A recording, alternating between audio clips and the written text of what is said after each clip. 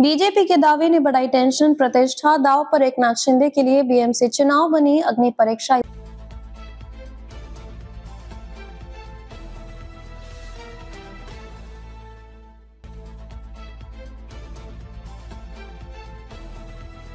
समझिए कैसे एकनाथ शिंदे की शिवसेना के लिए बीएमसी चुनाव और महाराष्ट्र निकाय चुनाव एक परीक्षा है। एकनाथ शिंदे के सिर्फ 9 या 15% मौजूदा सीटें हैं आरक्षण के लिए गई। हालांकि महायुति के साथ मिलकर चुनाव लड़ने में सीटों के बंटवारे पर पेच फंस सकता है।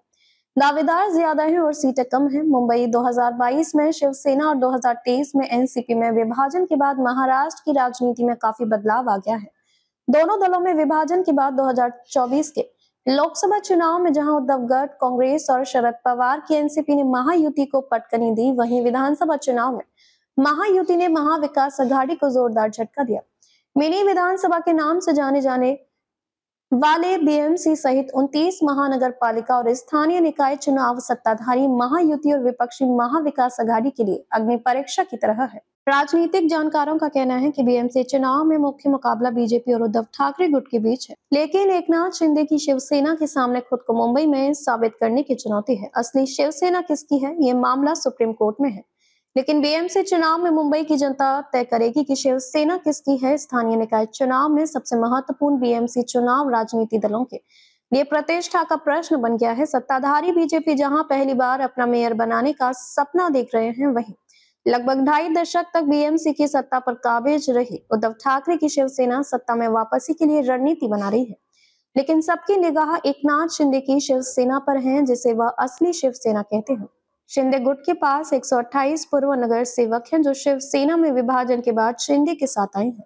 इसमें 62 पूर्व नगर सेविकाएं शामिल हैं। शिंदे सेना में शामिल हुए 65 पूर्व नगर सेवक 2017 के चुनाव में जीते थे, जो इस बार भी चुनाव लड़ने के लिए दम भर रहे हैं।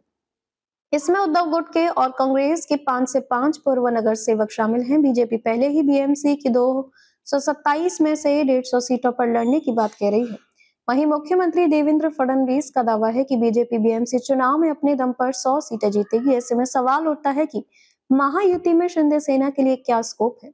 शिंदे अपने पूर्व नगर सेवकों को कैसे मैदान में उतारेंगे, क्योंकि यदि बीजेपी 227 में से 140 सीट भी लड़ती है तो वह शिंदे गुट, अजीत पवार गुट और रामदास आठवले की आरपीआई को कितनी सीटें देगी। फिर 87 सीटें बचती हैं। ऐसे में शिंदे गुट के हिस्से 60 से 70 सीटें ही आएंगी।